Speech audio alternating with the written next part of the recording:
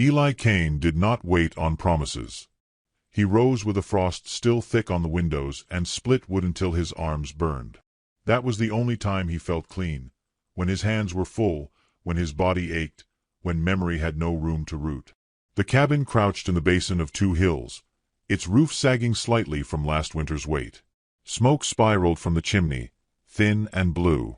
Inside, the hearth still held the scent of lavender soap and sage, though her hand no longer stirred the pot. 6 months, and he hadn't moved her shawl from the chair. He hadn't needed to. By mid-morning, Eli had set out toward the west field to check the fence line. The cattle had been restless, sniffing the air like something weighted on the wind. He saddled his gelding, Duke, and rode with a rifle slung over his back, not because he expected trouble, but because trouble had a habit of coming when you least prepared for it. It was near the willow brake, just past the old creek, that he saw them. At first, he thought it was a pile of discarded rags, wind-blown and caught on the fence. But the closer he rode, the more the shape resolved into something human. Two someones, huddled together, one cradling the other with the stillness of the dead. Eli dismounted slowly. The taller form stirred, barely. A woman, skin like rich earth, hair tangled with snow. Her face was gaunt, bruised along the jaw, lips cracked. She didn't look at him. She was looking at the child pressed into her chest. A little girl, no older than 8, thin as a reed. Her feet were bare. Her eyes were open, dark as coal, too still. God, Eli muttered, voice dry with dust. He crouched down, unsure what to do. His instinct screamed both ways, ride for help or ride away. He knew what it meant, finding a Navajo woman on white ranch land, injured, uninvited. Knew what men would say, what they'd do. But then the little girl blinked. Just once. Not fear. Not hope. Just watching. He reached for his canteen and offered it to the woman. Her fingers trembled as she took it. Water spilled down her chin, but she drank. The girl did too, silent, her lips turning pink again. Eli stood. He could leave them here. He could. But that child's eyes followed him, and somewhere behind them, he saw a reflection of himself, grieving, hungry, lost. "Come on," he said, not expecting them to move. But the woman nodded. She tried to stand, failed, and he stepped forward before he could stop himself. She leaned against him, light as a willow branch, but heavy with something that pulled on the earth itself. He lifted the girl with one arm. She didn't resist. They rode back in silence, 3 souls and a horse breathing steam into the cold. Inside, the cabin warmed quickly. He stoked the fire and laid out blankets. The woman eased down onto the rug, cradling her swollen belly. That was when he noticed she was heavy with child. Too far along to be traveling. Especially not in this cold. Especially not alone. "Name?" he asked, not expecting a reply. She looked at him then. Her voice came like wind through reeds. "Ayasha." He nodded. "And hers?" The girl leaned into her mother. Ayasha touched her hair. "Tiva." He couldn't say much after that. Didn't want to ask what had happened. Not yet. Not when the answers might blister the air. He gave them broth, thin, but hot. The girl ate carefully, manners etched into her bones. The mother slower, her hands shaking. Later, Eli set out a basin. Let them wash. Found a dress of his wife's, soft flannel, blue with fading embroidery. He left it outside the door. It disappeared by dusk. They slept in front of the hearth. Tiva curled like a fawn, her breath puffing small clouds in the lamplight. Ayasha beside her, a hand always touching her daughter's back, as if afraid she might vanish. Eli sat outside that night. The stars had come out fierce and silver. The land was still, but not silent. Owls called across the hills. A fox barked in the distance. He smoked a pipe, though he didn't much care for the taste. It gave his hands something to do. He thought of his wife's voice. The way she used to hum while she cooked. How she braided her hair before bed. How she smiled when Teva's aged children came by to sell wildflowers. Ayesha didn't smile. Not yet. But she had that same bone-deep softness, wrapped in steel. He didn't know why he'd brought them back. Maybe he just couldn't stomach watching something else die. Morning came with gold light through the shutters. Birds returned, dipping low to peck at thawing ground. Ayesha was already awake, boiling water. She moved slow, but with purpose. Eli poured her coffee. She nodded thanks. Teva ate cornbread with small bites. They said little. But something unspoken passed between them, like three deer who'd survived the same forest fire, still smelling of ash. Later, he found Ayesha outside, feeding chickens. Teva followed him as he repaired a fence post. She didn't speak, just watched. She didn't flinch when he offered her a nail to hammer. She missed, once. Then hit it square. The sun climbed higher. Snow melted in soft rivulets. Spring, it seemed, had finally begun. That night, Eli sat at the table, an old journal open before him. His wife's name on the inside cover. He hadn't written in it since the funeral. He stared at the page. Then, with a slow hand, wrote 3 new names. Ayesha. Teva. Hope. The question mark felt honest. He closed the book and looked to the fire. Ayesha was brushing Teva's hair, humming a tune Eli didn't recognize. A lullaby, maybe. Something ancient. The girl's eyes were already drifting closed. The wind whispered against the windowpane. The wood creaked. And for the first time in months, Eli didn't feel alone in the cabin. Not haunted. Not even watched. Just shared. He stepped out to the porch, boots thudding softly. Looked out across the field where wild sage was beginning to green. He didn't know who was chasing them, or why. But tomorrow, he'd find out. And if danger came riding up the path, like a storm at the edge of the hills, well, he reckoned he'd rather face it than turn his back on that little girl's eyes again. The stars blinked above, cold and countless. Inside, someone had begun to sing. No words. Just sound. Soft and low. He closed his eyes and listened. It wasn't home yet. But it was becoming something like it. The sun came gentler now, stretching across the prairie like a slow-breathing animal. It warmed the cabin walls and coaxed green from the soil. The snow shrank into memory. And in the quiet thaw of early spring, the rhythm of life resumed. Not loud, not grand, but steady, like breath drawn through pain. Eli rose before light, same as always. The ache in his bones didn't much care what season it was. He lit the stove and stirred a pot of beans that hadn't changed in taste since winter. The silence in the house had shifted. It wasn't hollow anymore, just full of things unspoken. Movements instead of voices. Footsteps soft as moth wings. Breath and glance and space, all shared now. He heard Ayesha moving before he saw her. She didn't ask permission. She simply folded herself into the day, filling the water bucket, laying kindling, mending a shirt with fingers that moved like wind over reeds. She wore his wife's old dress, not as a memory, but as fabric warmed by fire. Her belly had grown more visible, round beneath the cloth. But she never complained, never lingered. She worked until the work was done, then rested only as long as the breath between tasks. Teva, smaller and quieter still, was his shadow. She followed him from barn to pasture, her steps silent, her gaze sharp. At first, he didn't speak to her. Not out of unkindness, but uncertainty.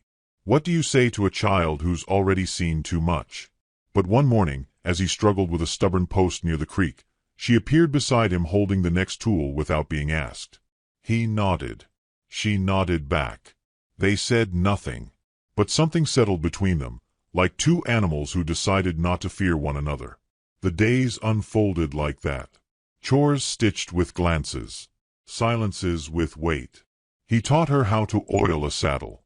How to check a horse's hooves. She moved like someone used to earning her place, and when he praised her, just a nod, just a quiet good work, her eyes flickered like kindling catching flame. Ayesha noticed. She didn't smile, But something loosened in her shoulders when Tiva came back flushed from wind, hands dirty, hair wild. Each day, the girl looked a little less like a ghost. But Eli noticed something else, too. Ayasha watched the road. Not openly, not always, but often enough. When she thought he wasn't looking, her gaze would drift east, or south, or wherever danger remembered her name. Her jaw would set, and her hand would rest on the curve of her belly like a quiet shield. He knew she hadn't told him everything. That evening, he found her outside, tending to the chickens. One had gone broody, all feathers and fury. She reached under it with practiced calm, retrieving warm eggs into her apron fold. The wind lifted her hair across her face. He realized then that she'd once been beautiful in the way sunlight turns the desert gold. She still was, but different now, weathered, wary, strong. "You're not just passing through," he said quietly, leaning on the fence post. She didn't look at him. No. He waited. She set down the eggs and straightened. The silence between them was the kind that breathes, alive, fragile. "They took us," she said finally. "In the snow. My husband's camp. We were waiting for spring, for the lambing moon. But men came instead. White men. 4 of them. Drunk. Angry." She touched her belly. "He fought them. Died quick. The rest—" Her voice didn't tremble, but it thinned. "I ran. Tiva ran with me. They chased us for 3 days." Eli swallowed hard. "They want to own what they broke," she said, eyes now on his. "But I will not let them." He nodded. There was nothing to say that would make it right. Only that he had space in his barn, ammunition in the cellar, and 2 hands willing to fight again. "I won't send you away," he said. She blinked. That was all. The next morning, the rhythm resumed. But something had shifted again, like new roots deepening. Ayasha began weaving, strips of leftover fabric, old twine, bits of thread found in the sewing box. She didn't explain, and he didn't ask. But the pieces became something. Patterns emerged. Colors told stories he didn't know how to read. She hung the first on the wall above the hearth. Tiva pointed at it, speaking softly to her mother in their tongue. The only word Eli caught was safe. That evening, Ayasha hummed as she worked. A low sound, soft as breath on skin. It wasn't the same tune he'd heard her sing before. It was lighter, rounder, like something remembered from a place far from fear. Eli sat at the table, knife in hand, shaping a bit of cedar into something round. Tiva leaned on the edge, watching. "A spoon," he said. She tilted her head. "For you." Her fingers brushed his when she took it. And for the first time, she smiled. The next few days passed without incident. No riders on the horizon. No smoke on the wind. But neither of them relaxed. He caught Ayasha sharpening a blade one night by lantern light. Her expression was calm, focused. Not a woman desperate. A woman prepared. Eli began sleeping closer to the door. One night, the wind came harder, howling across the plains. The shutters banged. Tiva whimpered in her sleep. Ayasha murmured to her, soothing words in a language Eli didn't understand but somehow trusted. He sat up in bed, listening, not to the storm, but to the way her voice carried peace into the girl's dreams. The next morning, Tiva helped him repair a broken wheel on the wagon. Her hands were small but sure. When they finished, she sat beside him on the porch, watching the sky as clouds drifted low and soft. "She likes it here," Ayasha said, standing behind them. Eli didn't look up. "So do I." A pause. "She dreams again. Sometimes she wakes crying, but the dreams come softer now." He nodded. "They do that. Did yours?" "No," he said too quickly. Then, slower, "Not yet." That evening, Eli found Ayasha out by the corral, one hand on the fence, the other on her belly. The horses moved slow in the dusk, tails flicking. She looked like she belonged there, like the wind had always known her name. He approached quietly. "She'll come early," Ayasha said without turning. How do you know? I've done this before. My body knows. He didn't ask about the others. Didn't need to. Loss had a way of writing itself into the corners of a woman's eyes. He'd seen it before, in the mirror. I'll be here, he said. She nodded. Later that night, he opened the journal again. Wrote no words. Just drew a line between two names. He didn't know what they were to each other. Not yet. But it was more than strangers, less than lovers. Something older. Like two trees growing from the same wounded root. The final straw came quietly. A rider passed at the edge of the field. Didn't stop. Didn't look. But Eli saw the mark on his saddle, burned leather shaped like a snake coiled tight. Not local. Not friendly. He stood on the porch long after the rider vanished, thumb running along the grip of his rifle. The air felt heavy again, like weather about to break. Inside, Ayasha stirred the pot. Tiva braided string into a doll's hair. The fire flickered, casting long shadows. Eli stepped back inside, closed the door, locked it. They didn't ask what he'd seen. But Ayasha looked up. And for the first time, she didn't look afraid. She looked ready. The ground softened slowly, like a wounded heart learning how to beat again. Grass blades peeked through thinning frost, stretching toward the weak sun as though unsure if warmth could be trusted. The creek, once frozen and silent, now whispered as it ran, gurgling over stone, laughing low as if remembering something sweet. Life, where it had hidden, began to show itself. Eli noticed the shift in the animals first. The horses grew restless in the early light, their breath steaming in thick puffs as they pawed at the soil. Chickens laid more often, pecking at thawing patches with fevered purpose. Even Duke, his old gelding, took to snorting at shadows like a younger stallion, eyes glinting with spring-born suspicion. Inside the cabin, change moved more delicately, like dust caught in morning beams. Ayasha hummed now, not always, not loud, but often enough that the silence didn't settle so deeply anymore. She worked with hands that knew both grace and hardship, and Eli found himself studying the curve of her wrist as she kneaded dough, the way her brow furrowed in concentration as she stitched a frayed hem. He didn't know what stirred in him, didn't name it, but it coiled gently in his chest, something like longing and something like peace. Tiva had bloomed. She spoke little still, but her eyes danced more. Her steps had grown bold, skipping, not skulking. When she laughed, it came like water bursting through a crack in stone. Sudden, wild, beautiful. They began planting in the garden one bright morning, the air sharp with the scent of wet soil and ash. Eli turned the earth while Ayasha followed, dropping potato eyes and covering them with care. Tiva trailed them with a stick, drawing swirls and suns in the loosened dirt. She wore a crown of woven weeds on her head, and when Eli called her Little Chief, she grinned wide enough to show missing teeth. That day, they picnicked on the grass behind the barn. Hard bread, sharp cheese, apples sliced and shared. Tiva curled beside her mother's belly, whispering to the child inside. Ayasha's hand rested on her daughter's back, her other hand absently toying with the bracelet she had woven from thread and straw. She wore it always now. "Does it kick?" Eli asked, his voice low. Ayasha nodded, gaze far off. "What do you think it is?" She looked at him. "Strong. That's enough." He nodded. There were other things he wanted to ask.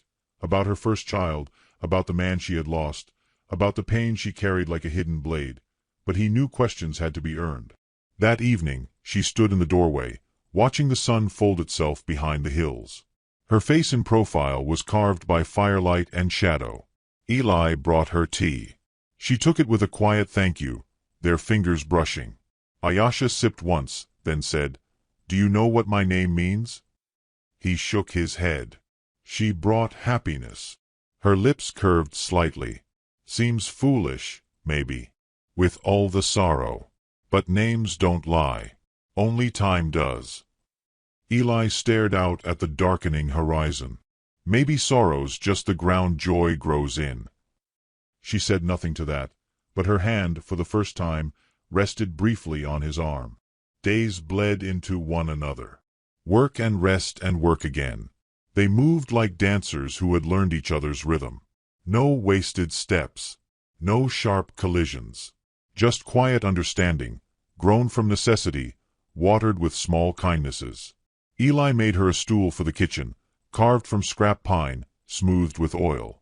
She said nothing when he gave it to her, just sat on it with a sigh and began peeling potatoes. She, in turn, left a tiny woven heart beneath his pillow. No note. Just that. He found it one night before sleep and held it until dawn.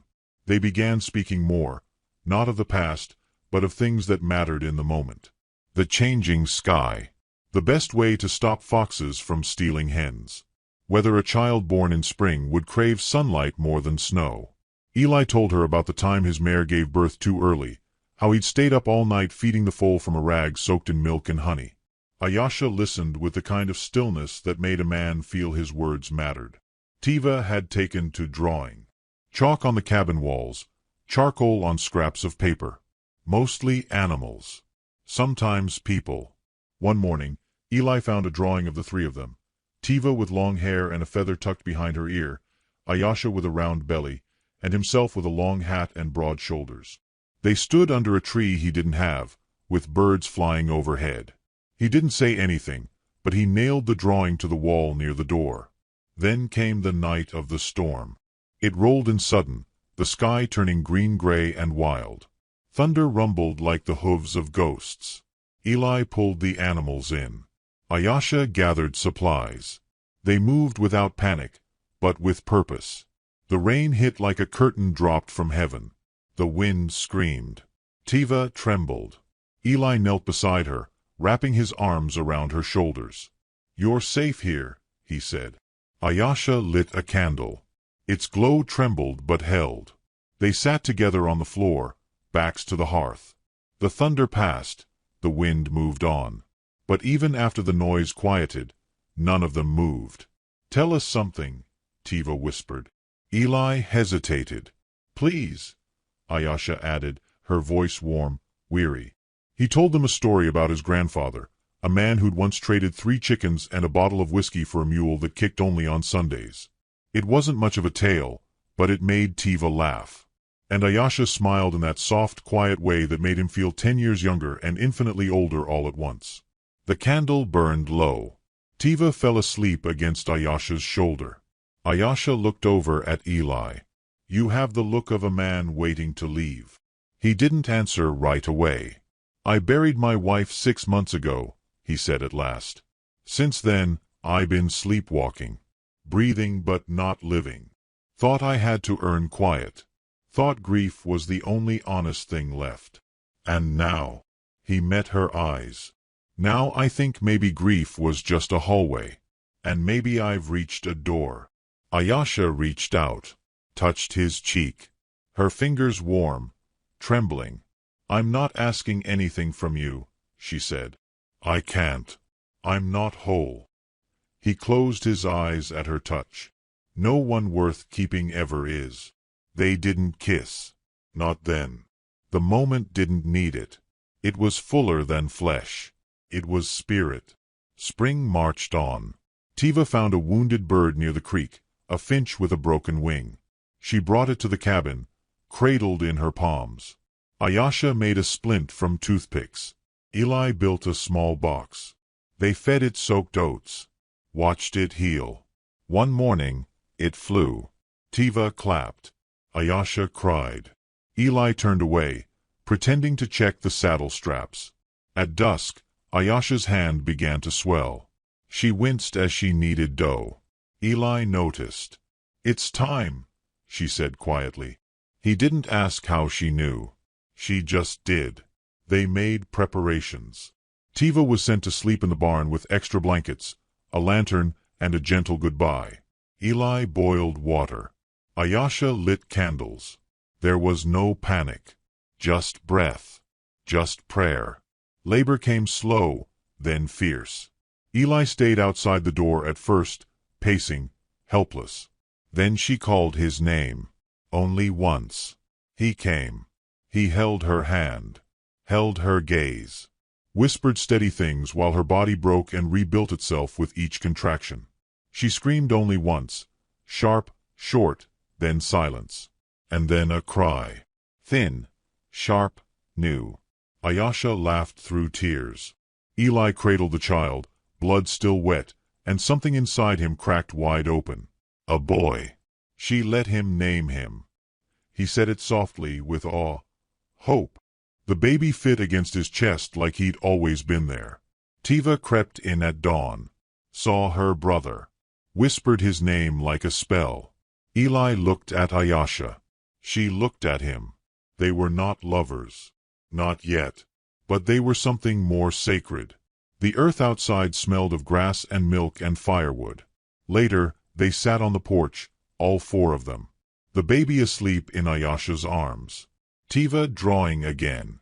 Eli smoking quietly, the pipe nearly forgotten between his fingers. A hawk flew overhead, casting a shadow across the yard. For a moment, all was still. Then Eli heard it. A hoofbeat. Distant. Then gone. He stood slowly. Walked to the edge of the porch. Scanned the hills. Nothing there. But he knew what he'd heard. Ayesha joined him, baby swaddled against her chest. Her eyes sharp. Come. He nodded once. They would not run. They would prepare.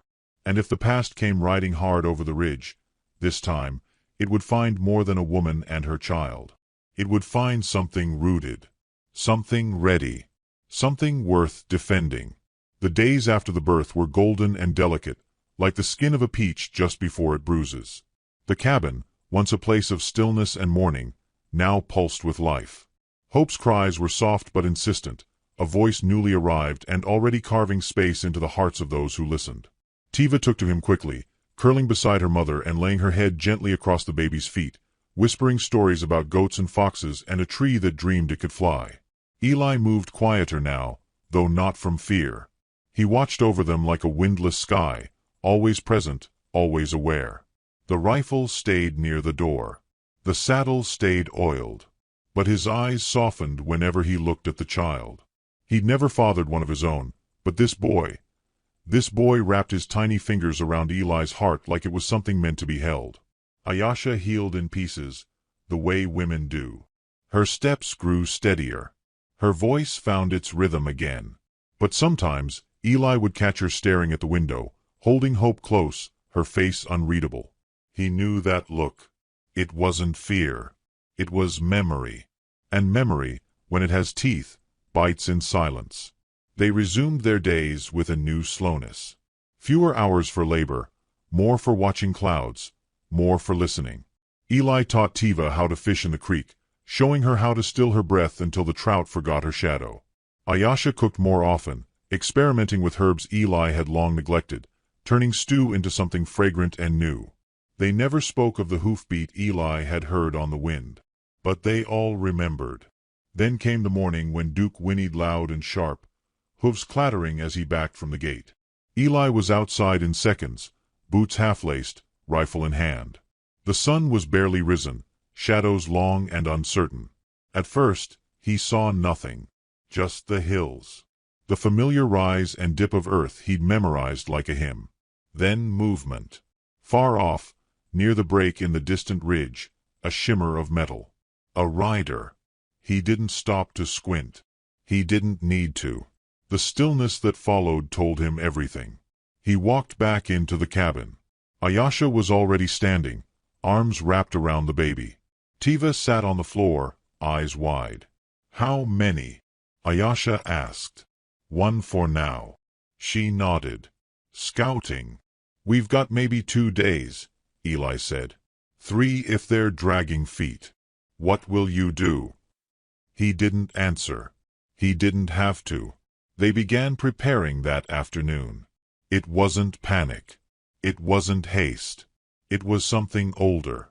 Something shaped by survival and steadied by the knowledge that love, once found, must be fought for. Eli reinforced the barn's walls, filled the well bucket, laid quiet traps along the property's edge. He dug out the rifle shells from their hiding place beneath the hearth and polished each one with a cloth. Tiva watched silently as he counted them. Ayesha packed a small satchel with dried meat, soft cloth, herbs. She moved like someone performing a ceremony, every object placed with care, every motion full of meaning. By evening, the air had changed. Even the birds seemed to speak in whispers. That night, Eli didn't sleep. He sat on the porch, the rifle across his lap, the pipe cold between his teeth. Stars blinked above, uncaring. Ayesha joined him. "We can run," she said. Eli shook his head. "Not far. Not fast. You and the baby. You'd never make it." "I've made it this far." He looked at her. "Not alone." She lowered her gaze. "No." A long silence passed. "If I die here," he said, "let it be for something that mattered." Her voice was barely a breath. "Don't die." The next morning came soft and bright, the sky a deceptive blue. Tiva fed the chickens with slow hands. Ayesha wrapped Hope close and swept the cabin's floor. And then, in the distance, smoke. Thin. Dark. Rising just above the ridgeline. Eli's jaw tightened. "Campfire. They've stopped for the night." "How many do you think?" Ayesha asked. "Hard to say. But more than one." Tiva clutched her doll, eyes too wide for her age. Eli crouched beside her. "Do you remember what I showed you? The barn ladder." She nodded. "If you hear gunfire, you take your mama and your brother. You climb. You stay quiet. You don't come out unless I do. I don't want you to get hurt." He cupped her face. "I won't. Not if I can help it. But you protect them. That's your job now." She nodded again, fiercer this time. He saw the same strength in her that he saw in her mother. Quiet, deep, unshakable. As twilight neared, Eli walked the perimeter once more. He'd set the traps where they wouldn't be expected. Underbrush, near the watering trough, behind the henhouse. He dug a second rifle from storage and loaded it. Placed it near the porch swing, out of plain sight. He thought about writing something. A letter, maybe. But he didn't know how to put any of it into words. Not the way the baby's breath slowed against his chest, or the way Ayesha's hand fit his, or how this place, once just wood and wind, had become a home. So instead, he checked the traps again. They came at dawn. 3 riders. 2 rough, scarred, drunk on confidence. The third hung back, cautious. Eli recognized him. He wore a vest he'd seen before in a skirmish long ago, a snake stitched into the back, curling toward its own tail. They approached without hurry. Eli stood in the yard, rifle over his shoulder. "Nice piece of land you got here," the lead man called. "Not for sale." The man laughed. "Ain't looking to buy. Just came to collect something. Or someone. Not yours to take. That's where you're wrong." Ayesha stepped into the doorway behind Eli, hope pressed tight against her chest. The man's grin faltered. "She's still breathin', then. Damn. Tough squaw." Eli's voice dropped. "Say that again." The man sneered, leaned forward in his saddle. Eli raised his rifle and fired. The horse beneath the speaker reared, screaming. The man tumbled off, shoulder ripped by the bullet. Chaos erupted. One of the others charged, yelling. But his horse stumbled into a snare Eli had set, leg caught and twisted. The rider went flying. The third man, the cautious one, froze. Eyes wide. Calculating. Eli turned to face him, blood roaring in his ears. "You want to join them?" The man shook his head, backed away. "Didn't sign up to die." He rode off, fast and hunched. Eli turned to the porch. "Stay down." Gunfire rang out. One of the fallen had drawn a pistol. The bullet struck the fence post beside Eli, splintering wood. Eli returned fire. Silence followed. Smoke curled from the gun barrel. The air smelled of blood and ash. He waited, heart pounding, until he was sure. Then, Ayesha's voice behind him. "Eli." He turned.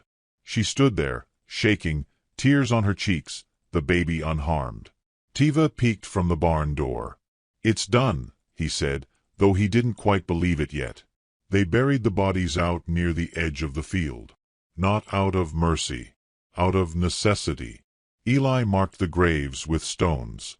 Tiva placed a wildflower on each, her expression unreadable. Later, they sat together at the kitchen table. The fire crackled low. Hope slept between them in a basket lined with wool. Eli's hands shook slightly as he drank his coffee. Ayasha reached out, placed her hand over his. "You stayed," she said. He looked at her. "You made it worth staying." They didn't speak of love. Not yet. But something sacred had taken root. And as the sun dipped below the hills, casting long shadows across the land, Eli stood on the porch once more, rifle beside him, heart full. Not just of fear or relief, but something stronger. Belonging. And in the west, the sky flared gold, smoke long gone, leaving only light. The wind had changed again. It no longer carried frost or fire, but something gentler, cool grass, fresh wood smoke, and the faint sweetness of blooming prairie sage. The land itself seemed to exhale, as if the violence had cracked something open that could now begin to heal. Eli stood at the edge of his property, watching the trail where the last of the riders had vanished days before. The wheel ruts left by their horses were fading, brushed out by the breeze and light spring rains. Nature, ever indifferent, moved on. But Eli had not yet. Behind him, the cabin was whole. Inside it, Ayasha nursed the baby, eyes half-lidded from lack of sleep. Tiva sat cross-legged at the hearth, making up stories for her doll, tales of horses with wings and rivers that sang lullabies. The walls bore marks of all they'd become, new hand-woven hangings in red and ochre, a rifle now permanently mounted by the door, a drawing of 4 figures framed in pine. One of them held a tiny child. Eli's shoulders still ached from the recoil of that final shot. His ears rang now and then. He moved slower, but not from fear. The pain was good, real. A reminder of what he'd chosen to protect. He turned from the trail, walked back to the porch. His boots thudded against the boards he'd laid himself years ago, long before grief had hollowed him, long before Ayasha's shadow had ever touched his threshold. He paused at the door, hand resting on the frame. It struck him how fragile it all still was. A cabin could burn in a night. A life, even faster. But the fire had come, and the cabin still stood. That had to mean something. Inside, Ayasha looked up as he entered. She smiled, not the small, polite curve she used when uncertain, but something deeper, something meant just for him.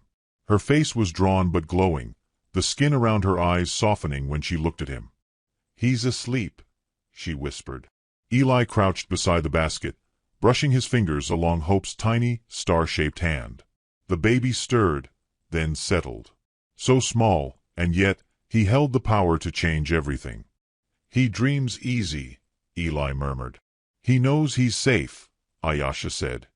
"He never learned fear the way Tiva did." They sat in quiet. The logs popped in the hearth, orange light dancing across the floor. Tiva tiptoed past them with the grace of someone who'd learned how not to wake a sleeping sibling. She curled into a blanket by the wall, already dozing. Ayasha looked toward her daughter, then toward the fire. "You could have let us go," she said. "When you first found us. You had no reason to help." "I had every reason," Eli said.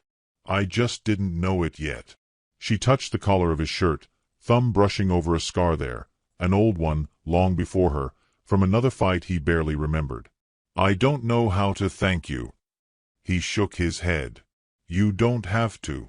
But she did anyway, not with words. She leaned forward, rested her forehead against his, her breath warm and steady, the way a prayer might feel if spoken skin to skin. He closed his eyes. For the first time in years, he felt rooted. Later that night, after Tiva was fast asleep and Hope had been laid gently in the cradle Eli built from repurposed oak, they sat outside beneath a bowl of stars. The prairie rolled out before them, silvered by moonlight. Owls called from the treetops. The world seemed to hold still. Ayasha rested her head against Eli's shoulder. "I don't know what happens next. We breathe," he said. "We wake. We raise these kids. And the rest. The rest comes when it comes. He tilted his head toward her. I can't promise it'll be easy. I'm not a man who's always kind or clever. I've lost more than I've kept. I'm not asking for easy, she said. Only truth. That I can give. She lifted his hand, pressed it to her chest. Then stay. I already have. Spring settled in fully, and the land bloomed.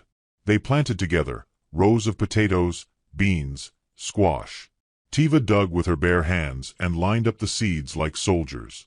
Hope cried when the wind blew too hard and slept when Eli carried him in the sling. Ayesha's laughter came more freely now, unshackled by fear. The sound of it reached across the field like bells carried on the wind. But danger, Eli knew, never vanished. It only wandered. So he prepared. He rebuilt the trap lines, added a second latch to the barn. He trained Tiva to use the rifle, not to shoot, not yet, but to clean it, hold it, understand it. She never flinched. Ayesha trained as well. She practiced throwing knives at a tree stump in the back pasture, her aim tight and unyielding. She moved with grace born of necessity, a predator disguised in kindness. Eli watched all of this with a quiet pride. He did not want them to need such skills, but he took comfort in knowing they had them. And then one day, the past returned, not as an outlaw, not as thunder, but as a quiet knock on the cabin door. Eli opened it with his rifle slung low. A marshal stood there, hat in hand. Weather-beaten, honest-eyed. Dust coated his boots and badge alike. Mr. Kane. That's right. The marshal nodded. Heard tell you had trouble. A few bodies found burned and buried along the old ridge trail. Matching a group we been after since winter. Eli said nothing. The marshal looked past him into the cabin, saw Ayesha standing with the baby, Tiva holding the edge of her skirt. He removed his hat. Don't need details. Just need to know if it's finished. Eli met his eyes. It is. The marshal nodded. Then I was never here. He turned and rode off without another word.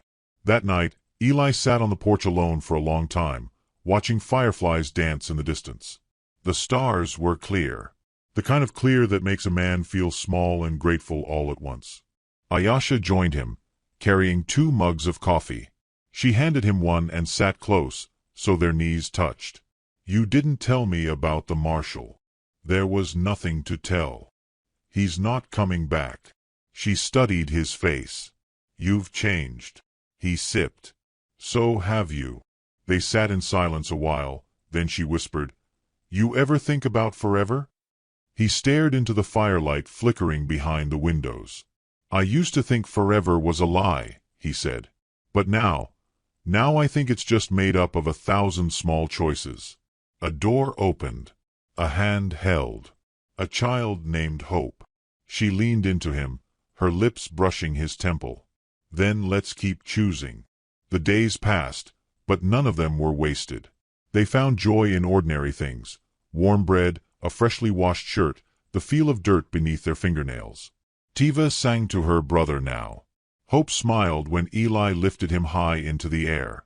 Ayesha danced in the kitchen when no one watched, but Eli always noticed. One night, a storm rolled in again, rain hammering the roof, wind howling like wolves. But no one feared. They had weathered worse. This was just sky showing off. Inside the cabin, they huddled together by the fire. Tiva asleep against her mother. Hope in Eli's arms, eyes wide and blinking. Tell me something, Ayesha whispered. Eli looked at her. Like what? Something true. He thought for a long time. Love doesn't always come easy, he said finally. Sometimes it looks like silence.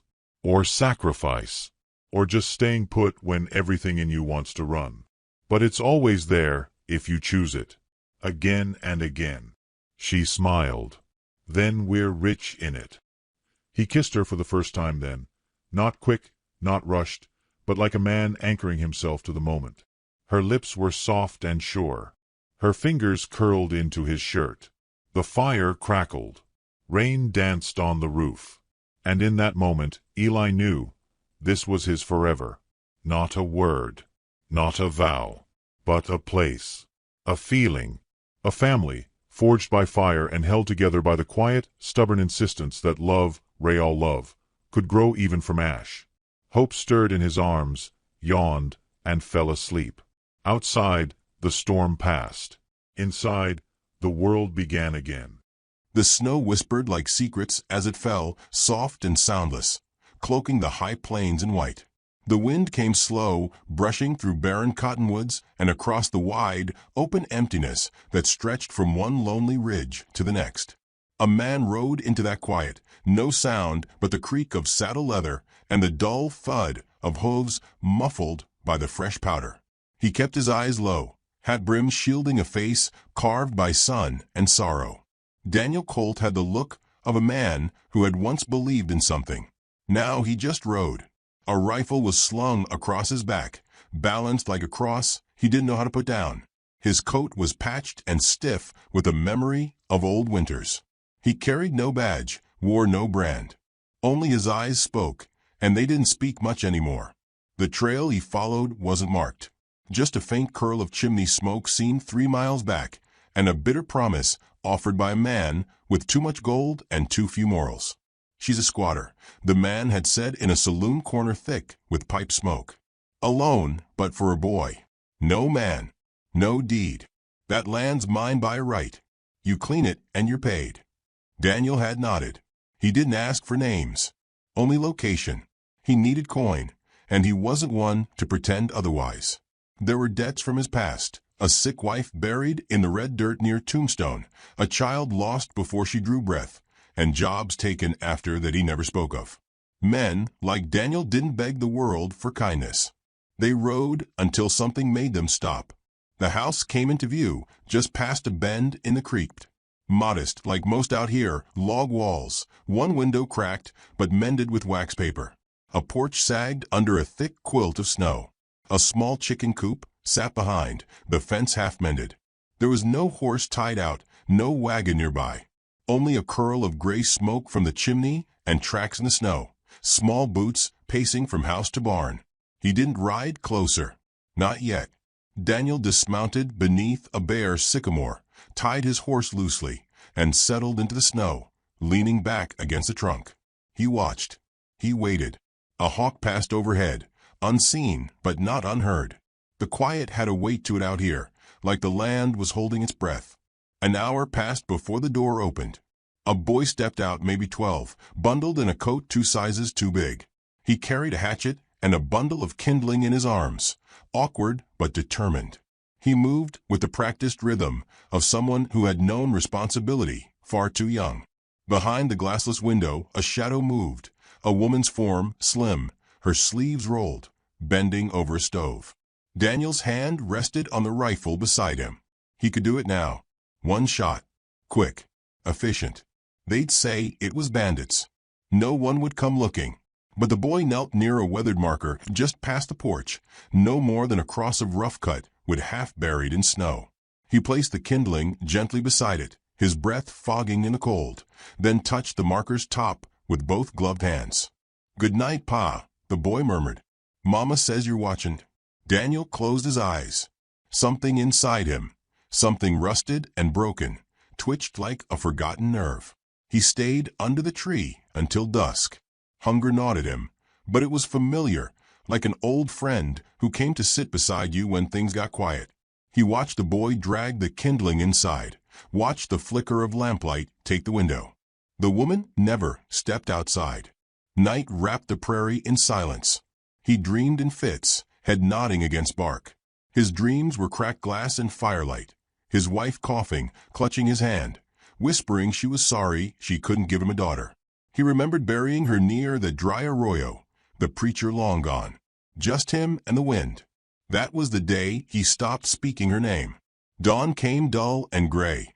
He rose, stiff with cold, and walked toward the cabin, steps crunching through frost. When he knocked, it wasn't loud. Just 3 quiet taps, enough to announce a man too tired to lie. The door opened halfway. A woman stood behind it, shawl around her shoulders, her dark hair braided down one side. Her eyes were steady, gray like river stone, not soft, not harsh. Just clear. She didn't speak. "I'm headed west," Daniel said, voice low. "Got caught in the snow. Saw your smoke." Her gaze dropped to the rifle slung over his shoulder. "Ain't much here. I won't trouble you long." A long pause. Then Barnes dry. "Hey, if your horse needs it, I'll bring bread." She closed the door. Daniel exhaled, something between relief and regret. The barn was small but tight. He unsaddled his mare, brushed her down. The horse didn't complain. Like him, she was used to silence. An hour later, the boy came. He carried a tin plate with cornbread, 2 boiled eggs, and half an apple. He offered it like an offering to a tired god. "My name's Tommy," he said. Daniel nodded. "Thank you. You got a name?" Daniel hesitated. Then Colt. "Like the gun." He nodded again. Tommy considered this. "You stay long?" "No." Tommy kicked at a loose slat in the stall wall. "Mama says folks don't stay long." Daniel didn't answer. He took the plate, set it down on a barrel, and sat in the straw. Tommy watched him. "You got any kids?" Daniel looked at him fully, then really looked. The boy had sharp eyes, the kind that notice things. He had his mother's jaw, maybe. Or maybe the world had just shaped him to fit whatever life had handed out. "I did," Daniel said finally. "Didn't live long." Tommy went quiet. He left a minute later without another word. That night, Daniel sat by the barn window and watched the light flicker from the house. He thought of his rifle. He thought of the man in the saloon. He thought of what waited if he didn't return with proof. But mostly, he thought of the way the boy had said good night, Pa, to a wooden cross. The next day, Susie, he guessed that was her name, brought a tin of coffee. She didn't step inside, just handed it through the open door. "You can leave any time," she said, not cruel, just plain. "I will." A nod. Then, softer, "The boy likes you. He doesn't talk to most." Daniel looked down at the tin in his hands. Steam curled up, bitter and warm. "I ain't anyone to like," he said. She didn't argue. She turned, and he watched her walk back through the snow, braid trailing like a line behind her. She moved like someone who'd fought too many winters, and won by just enough to keep going. He stayed 3 days, helped Tommy split wood, mended the chicken fence with an old coil of wire, said little, watched everything. He told himself he was just waiting for a better shot. But the truth sat with him at night and whispered otherwise. The boy had started calling him Mr. Colt, but one night, half asleep beside the barn stove, Daniel heard the boy murmur again in that low dream voice, soft as falling snow. "Pa, don't go." Daniel hadn't moved, just sat in the dark, staring at nothing, feeling the words fall over him like absolution or a curse. He didn't sleep. The next morning, Susie stepped outside to gather water. She glanced toward the barn, where smoke curled softly from the chimney pipe Daniel had repaired. Her eyes stayed there a little longer than they needed to. Back inside, Tommy was drawing something with charcoal on a scrap of wood. He held it up when she entered. It was a figure in a long coat and hat. A man standing beside a boy, hand resting on the boy's shoulder. "Is it all right," he asked, "if I give this to him?" She looked at the drawing, then at her son, then at the window where the snow had started again. "Maybe wait a little," she said. "See if he stays." The morning broke pale and brittle, the kind of cold that makes the bones ache before the sun has finished climbing. Susie drew her shawl tighter as she knelt beside the hearth, coaxing the fire to life with hands that bore the memory of too many winters and too few warm nights. The kindling caught, and a small blaze rose up, licking against the blackened stones like it remembered joy. She moved through her home with quiet precision, sweeping ash, folding blankets, setting water to boil. Her world was one of function, not flair. Everything had a purpose, and everything cost her something, even if just time. She glanced toward the window, toward the barn. Smoke coiled up from the stovepipe Daniel Colt had fixed with a strip of hammered tin and a nail filed down to fit. He hadn't asked for thanks, and she hadn't offered one. Not because she wasn't grateful, but because words like that came with strings.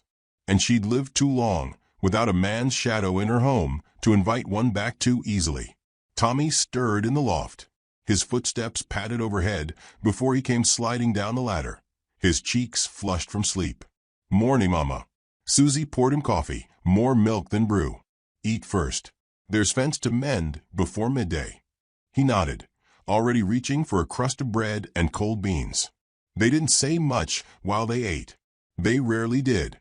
Words had weight, and in their house, silence wasn't absence, it was agreement. Tommy looked toward the barn as he chewed. "He ain't bad," he said quietly. Susie kept her eyes on her cup. "He's a man alone. That makes him dangerous. He fixed the roof. Didn't ask for nothing. That don't mean he's harmless." Tommy said nothing more. Outside, the snow had crusted over, hard and slick. The sun hung weak above the ridge, a pale coin barely warming the earth. Susie worked beside her son, pulling wire taut and replacing cracked rails with what little lumber they had left. She didn't expect the man to help again, but he did. Daniel stepped from the barn mid-morning, coat heavy with frost, gloves already stained from pitch and dirt. He carried a hammer and didn't wait to be asked. He worked in silence beside them, never too close. He spoke only when needed, his words spare and low. But he knew what he was doing.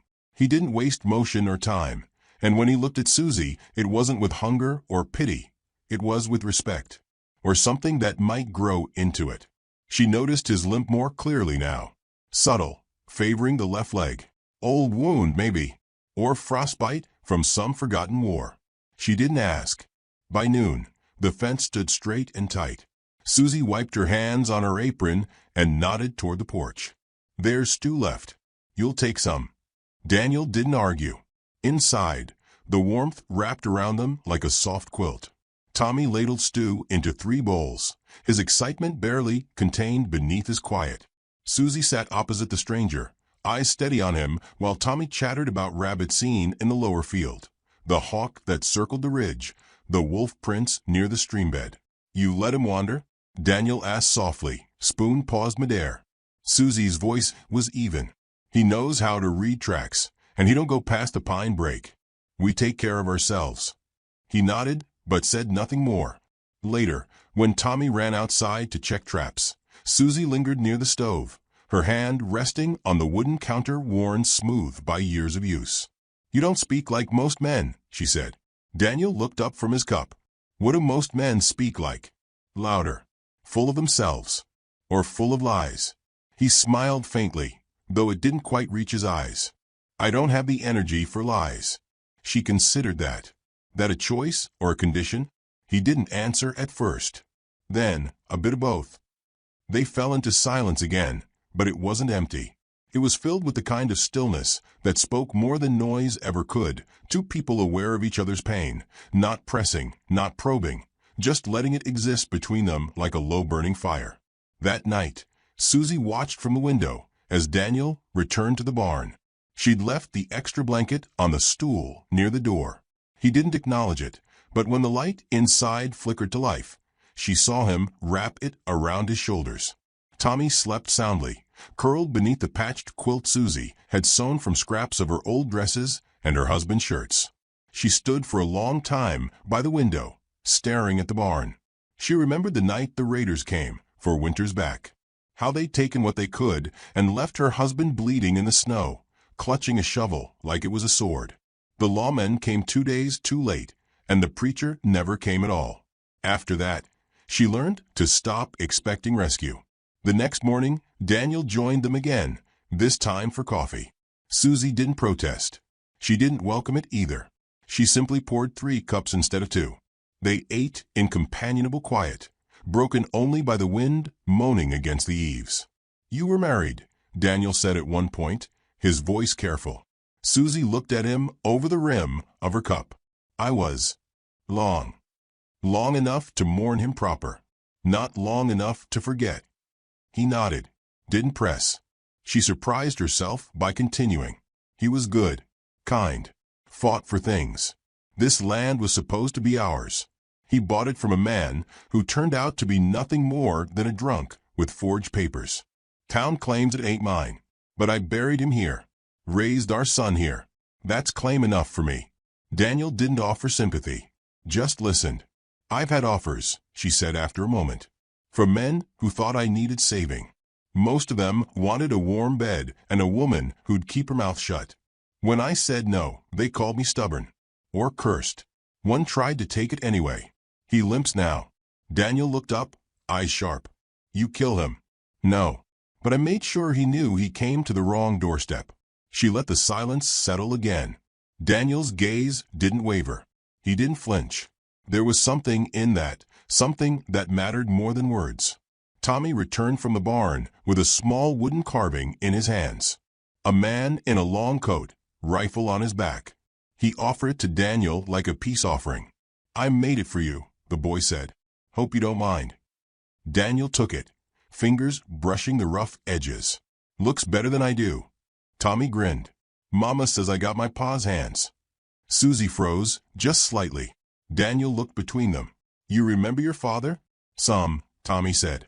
Mostly stories. Mama says he was brave. He was, Susie said quietly.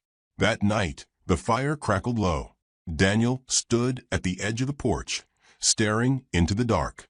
Susie stepped beside him, arms folded beneath her shawl. They didn't speak at first. He's getting attached, she said. I know. You planning to stay? Daniel took his time before answering. I don't plan much anymore. She nodded. Fair enough.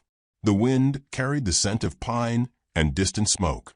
Somewhere an owl called low. If you're running from something, Susie said softly, I won't ask. But don't bring it here. I didn't mean to. Doesn't matter what you meant. Matters what follows. He turned to her, something in his eyes unguarded for the first time. I was supposed to do something awful. I didn't. And now I don't know what that makes me. Her face didn't change, but her voice gentled. It makes you human. He looked back into the dark. Feels like something worse. She stepped back toward the door, then paused. You're not the only one trying to live with choices. She left him there, under the stars, with only the wind and the carved figure in his hand. Inside, Tommy whispered in his sleep again, dreaming of men who stayed. And Daniel Colt stood motionless on the porch, a man caught between who he'd been and who he might become, the snow drifting soft against his boots, as if trying to bury something that refused to stay dead. The wind shifted before the storm came, low and strange, with a smell that carried memory. Susie knew the signs. Her bones told her before the clouds rolled in. That morning, the chickens were silent, the dog next door howled for the first time in weeks, and even the pines seemed to lean westward, like they didn't want to face what was coming.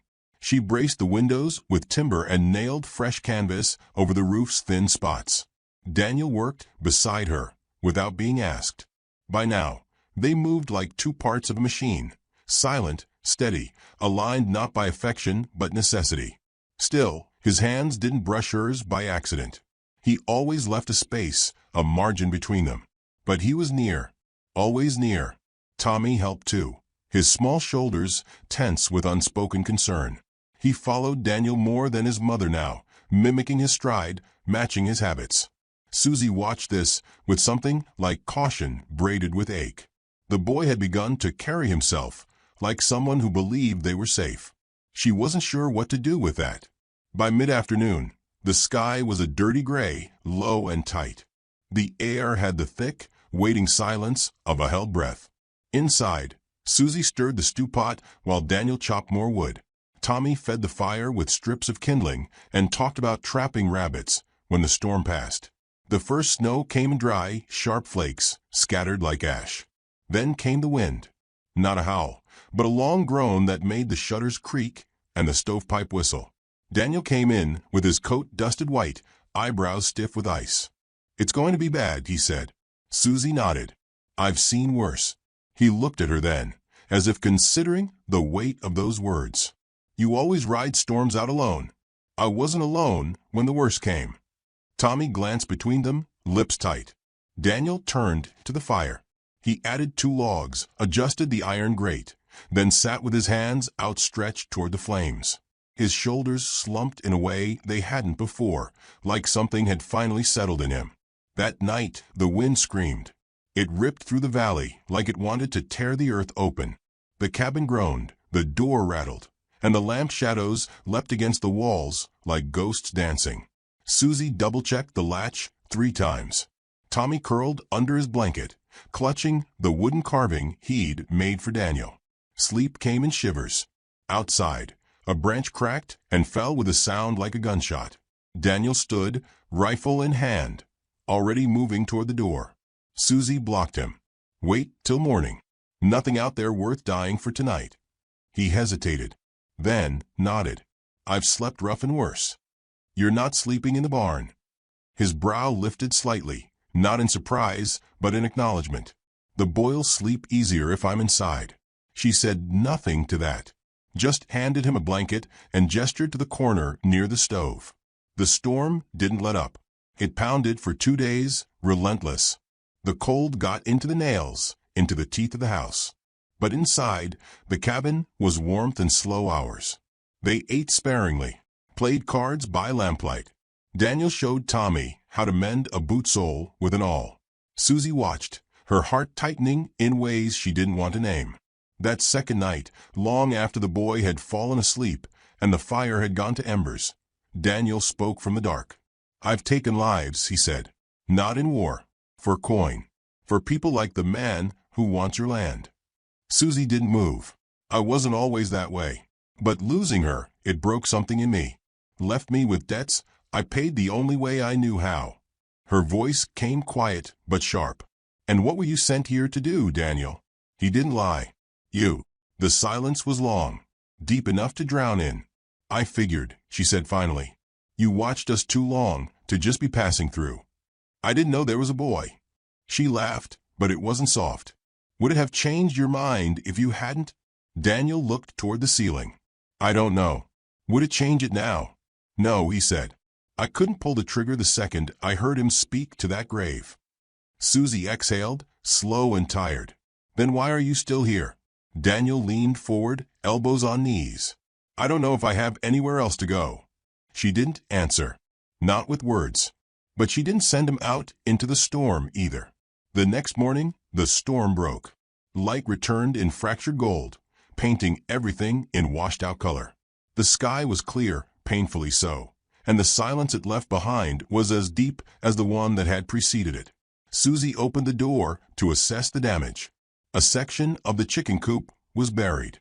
The north fence had splintered, and in the distance, fresh tracks, too heavy to be deer. Daniel saw them too. "Riders," he said. 2, maybe 3. Came close. Circled. "They're watching. They'll be back." She turned to him. "Do you still work for them?" "No." "Will they believe that?" He didn't answer. That day passed in preparation. Daniel helped reinforce the broken section of the fence.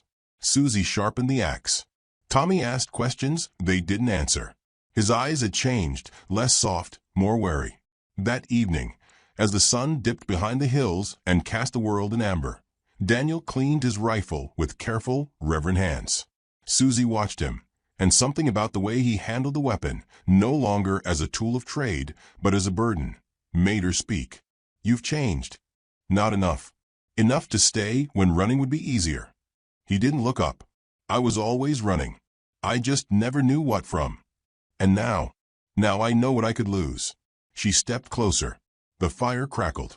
Her voice was low. "I can't offer you forgiveness. Not yet. I'm not asking for it. But if you mean to stand when they come, I won't stop you." He looked up, eyes steady. "I'll stand." Tommy came in just then, holding a handful of dried herbs. "Mama," he said, "for your tea." She took them, smoothing his hair. "Thank you, baby." He turned to Daniel. "If they come, will you protect us?" Daniel didn't flinch. "Yes." The boy nodded like that settled something. Then he sat by the fire, carving again, shaping something new from a small block of cedar. Night settled. The snow glowed blue in the moonlight. The cabin felt smaller than before, tighter, but not with fear, with readiness. Susie found herself standing at the window, watching the tree lean. "I never meant to raise him alone," she said. Daniel stepped beside her. "You didn't." She looked at him then, not as a stranger, not as a threat, but as a man stripped of all he had been. And what remained wasn't perfect. It wasn't even clean. But it was real. That night, she didn't lock the door between the front room and the sleeping loft. She left it open, just enough. She woke once, hearing footsteps. Daniel walking the perimeter outside, checking the snow for new prints. He hadn't slept. When he returned, his eyes met hers through the shadows. "We've got maybe a day." She nodded, pulled the quilt higher. But she slept. And when the sun rose again, so did the wind, this time not from a storm, but from hooves approaching. The moment had arrived. The wind stirred the snow into silver spirals as the riders came, 3 of them, maybe 4, shadows at first, then outlines against the pale dawn. They rode with a purpose Daniel recognized too well. Men sent to finish what another man was too ashamed to carry out himself. He watched from a ridge, rifle slung, breath steaming through clenched teeth. Susie stood on the porch, steady as iron. Her shotgun rested against the doorframe. Tommy clung to her skirt, eyes wide but jaw set like his father's. There was no scream in him, no panic. He knew too much already. "They're early," Daniel said as he came up from the edge of the tree line, snow clinging to his coat and boots. "They're here," Susie replied. No need for more. The men rode closer, reining in 30 yards from a porch. One wore a red scarf like a banner of violence. Another had the long, twitchy fingers of a man too eager for killing. The third had eyes too calm for what was coming. Daniel's gut twisted. He knew that type. They didn't shoot to warn. They shot to end. The one in the scarf spoke first. "Nice place you got here. Shame you don't own it." Susie didn't blink. "It's mine. My husband died proving that. Law says otherwise. There ain't no law out here. Just men too afraid to do their own dirty work." The twitchy one laughed, already dismounting. "Ain't no need for this to get ugly, ma'am." Daniel stepped forward. "It's already ugly." All 3 turned to him. The red scarf leader narrowed his eyes. "You're Colt." Daniel nodded. "You were supposed to take care of this." "I changed my mind." "That's so." "Seems that way." The man spit into the snow, the glob hissing as it hit the cold. "Then I guess you're in the way now." Daniel unslung his rifle and chambered around with a sound that cut the morning like a blade. "I've been in worse places." The 4th rider revealed himself then, coming around the back with boots too clean and eyes too polished. He wasn't muscle, he was message. A man sent to confirm the deed for the man who paid. "I see what this is," he said softly, eyes on Daniel. "You went soft. Thought you'd play house. That it?" Daniel didn't answer. The man turned to Susie. "You think he's here to protect you? He's a killer. Same as us. Only difference is we still get paid." Tommy stepped in front of his mother, shoulders squared like a boy trying on manhood too soon. Daniel moved before he thought. One step forward, a hand on Tommy's shoulder. "You don't need to be brave right now," he said. "That's my job." The 4th man smirked. "Touching." "Really?" Daniel turned toward him. "You walk away now, and I won't have to bury anyone." The man looked to his companions. "I say we finish it. Burn the house if we have to. The land's worth more without her on it." It happened fast. The twitchy one drew first. Daniel fired. The shot cracked through the cold like thunder. Twitchy fell backward, his revolver skittering across the ice. The red scarf man lunged toward the porch. Susie stepped forward and fired both barrels. The blast knocked her back, but the man dropped, red spilling across the snow like a curse. Tommy screamed. Not in fear, rage. It was the sound of a child who understood too much. The 3rd man, the quiet one, ducked behind a pine, returned fire. Bullets snapped past Daniel's head. He dropped to a knee, aimed and squeezed. The man cried out and fell sideways, dragging a streak of red behind him. Only the 4th remained.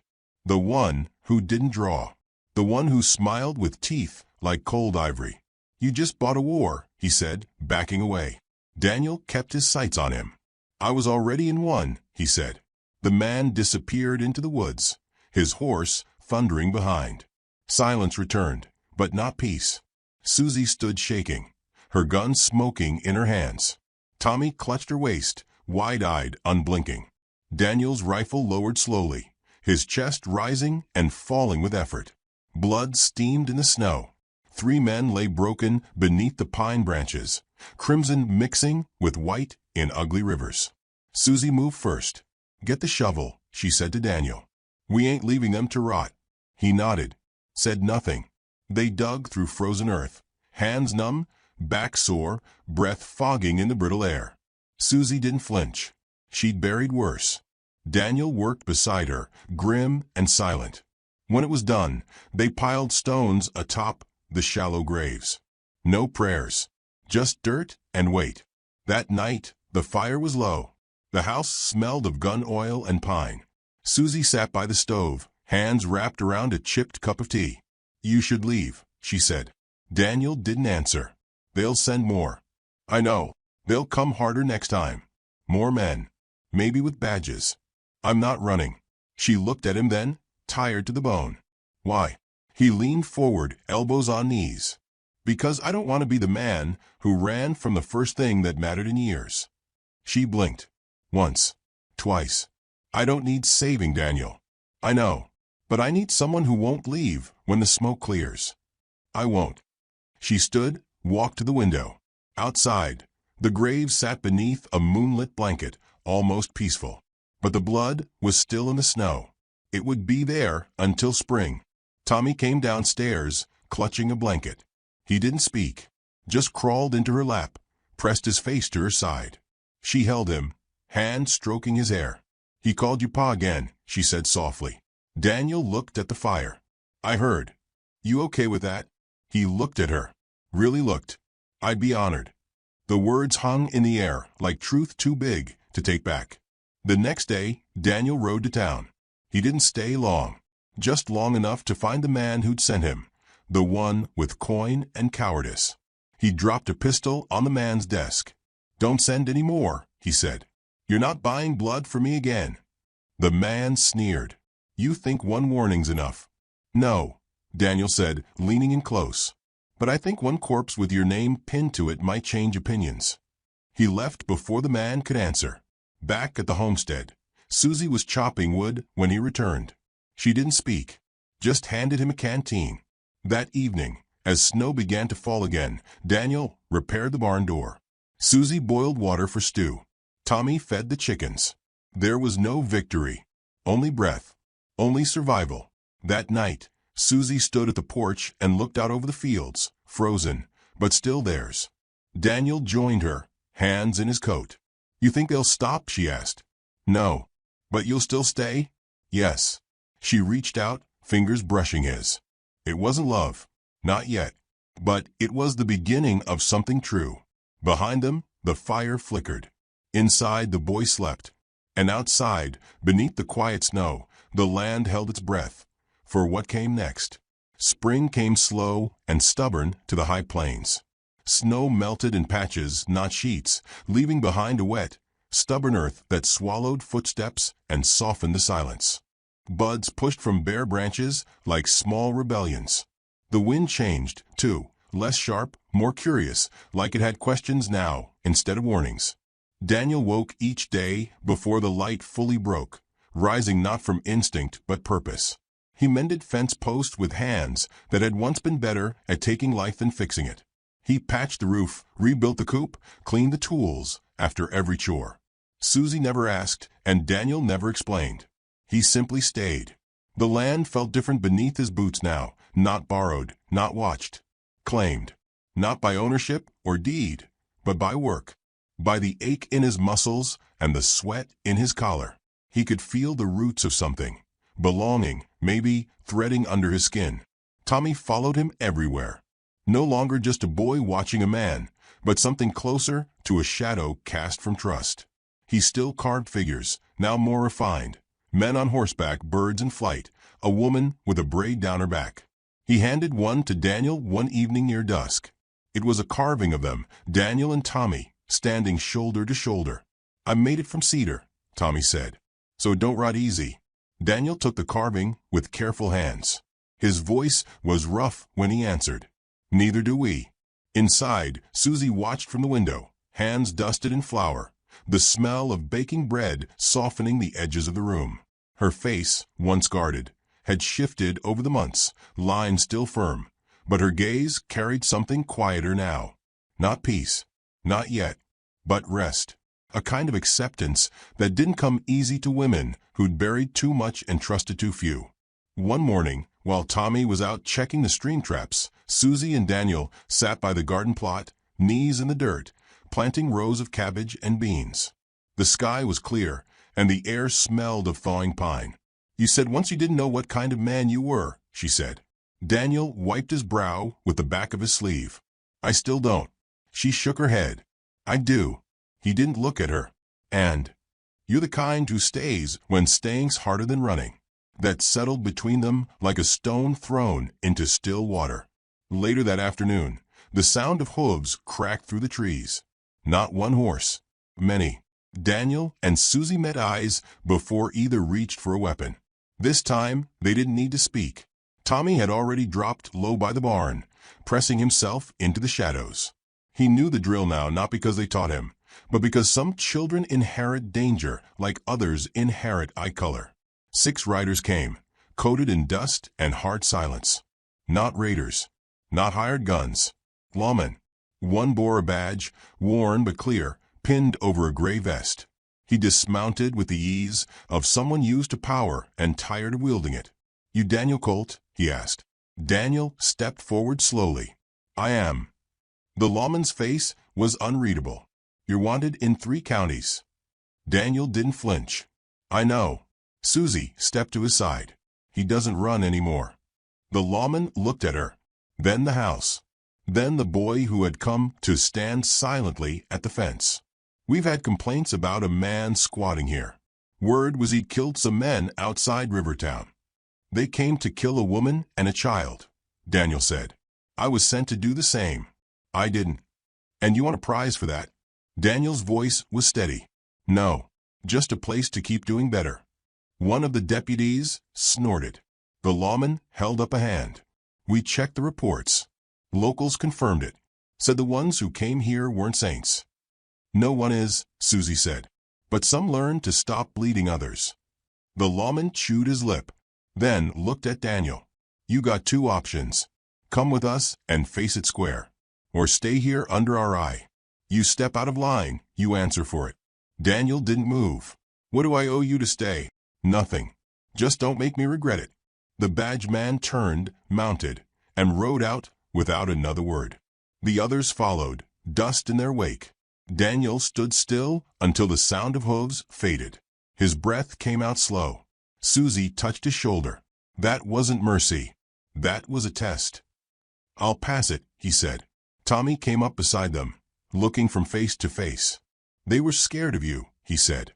"No," Daniel replied, crouching to meet his eyes. "They just saw someone who stopped being scared of himself." In the weeks that followed, Daniel began to change in ways subtle but certain. He laughed sometimes. A real laugh, not the short huff of a man waiting for the next blow. He let Susie braid his hair back one morning just to keep it out of his eyes, and though he protested, she saw him keep it that way the rest of the day. They spoke more now, over supper, over chores. Small things at first, weather, rabbits, the state of the fence line, but it grew. Shared memories began to knit themselves into the routine. When Daniel told a story of his wife, Susie listened without jealousy. When Susie spoke of the dreams she'd abandoned, Daniel remembered them for her. One night, as rain tapped gentle against the roof, Daniel sat with Tommy on the porch, showing him how to clean a rifle. "Not so you can shoot first," he said. "So you can choose not to." Tommy nodded, hands steady, eyes sharp. Behind them, Susie leaned against the doorframe, a quiet smile playing at the corners of her mouth. "You look like a father," she said. Daniel looked up. "Feels like it." "You think you're ready for that?" He stared at the boy, then back at her. "I'm already doing it. Ready or not." Susie stepped out into the rain and held out her hand. He took it. No fanfare. No kiss. Just a small, holy act of 2 people choosing each other after every reason not to. They slept that night curled beside one another, Tommy upstairs, the rain turning to mist before dawn. There were no vows, no promises, just presence. And sometimes that's more sacred than any wedding. But peace in the West never lasts long. It came one night, sharp and sudden, fire on the hill, a barn up in flames. Daniel was first through the door, rifle in hand. Susie behind him with her pistol already cocked. 3 men, hired by someone too far away to face the consequences. Cowards with torches. Daniel didn't wait this time. He fired first, 1 down. The second lunged for Susie. She shot him point blank. The third grabbed Tommy. Daniel ran, heart hammering, the night thick with smoke. He caught the man just past the fence, tackled him into the mud. They fought hard. Teeth, fists, firelight behind them. Daniel broke the man's grip, pulled Tommy back, then finished it, with the butt of the rifle, clean and final. Tommy shook in his arms, breathing fast. "I'm okay," the boy said. "I didn't cry." Daniel held him tight. "You don't ever have to prove how strong you are." The barn burned low behind them, but it was the last time fire came for them. A week later, a letter arrived, delivered by hand, sealed with the stamp of a new sheriff in Rivertown. Land grant confirmed. The homestead was theirs. By law, by blood, by will. That evening, Daniel stood where the barn had been, watching the sky blaze gold and crimson. Susie walked up beside him, a sprig of lilac in her apron. "It's over," she said. He didn't answer right away, just wrapped an arm around her shoulders. Tommy ran across the field toward them, arms wide, mouth open in joy. He leapt into Daniel's arms, carbine clutched tight in his fist. "I made another," he said. "It's the 3 of us. Together." Daniel looked at it, saw it for what it was. Not wood, not a symbol, a truth. Later, as the stars came out, they sat together on the porch. No storm on the horizon, no fire on the wind. Just quiet, just peace. Daniel looked down at the boy asleep in his arms and whispered into the night, not expecting an answer, but offering it anyway. "I never thought I'd earn this." Susie, her hand in his, replied with the only words that mattered. "You didn't have to earn it. You just had to stay." And he did.